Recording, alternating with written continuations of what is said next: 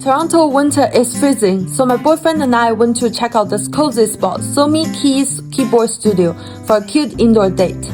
We walked in and boom, a whole wall of keyboards and keycaps. My boyfriend was instantly in heaven. The vibe here is super warm and chill, perfect escape from the cold.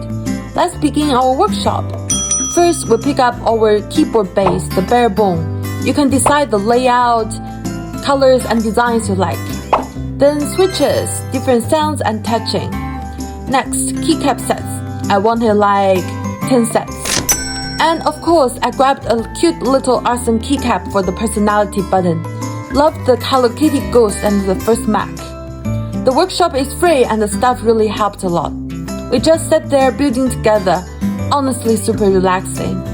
Testing the key felt like an exam for my boyfriend. It's a key master challenge. We passed on the first try and won the first prize, a 4-in-1 charging dock. The studio is big and cozy and even has a cute photo spot. Here is my finished keyboard. We've been using it for gaming, studying, assignments, and working from home. Makes winter feel a lot cozier.